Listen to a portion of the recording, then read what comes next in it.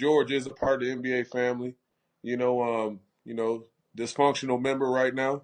And usually people say things that, that's not, to everyone's liking and you don't want to hear. But you look at, I just think we should pray for him.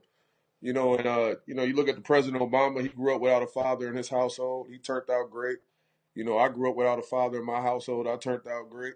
And, one of the things that we got to understand is that it's like different stages to your life and your careers. And you go through the phase where no one knows you. And then you're in the prime of your career where everyone knows you, whether it's, a basketball player or a coach. And then you're at the point where, it's time for you to exit. And then no one gives a damn again. And you have to preserve your legacy. And I think that George, once he talks about these things, he should offer solutions.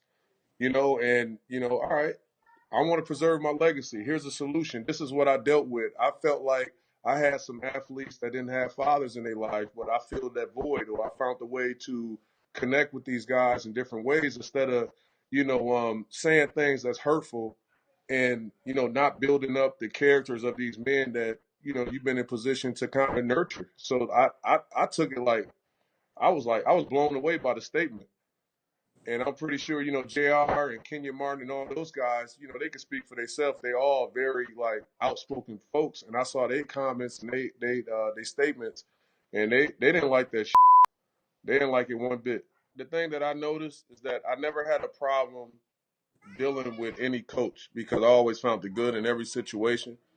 But this one time, this one situation, and I felt like maybe it's just because I was on the backside of my career or whatever the case may be. But I couldn't, I couldn't make it work. It was unfortunate, but and I'm not saying this because everybody's like going in on them right now, and I don't want to be like add on to the fire, but it was just tough that I couldn't, connect with them like I wanted to, and make it work, But I'm praying for him, man. I pray that everything turns and works out in his favor at some point, because you don't want to get to the point where you alienate yourself from the people who you once, was like giving guidance to. You don't want to get to that point.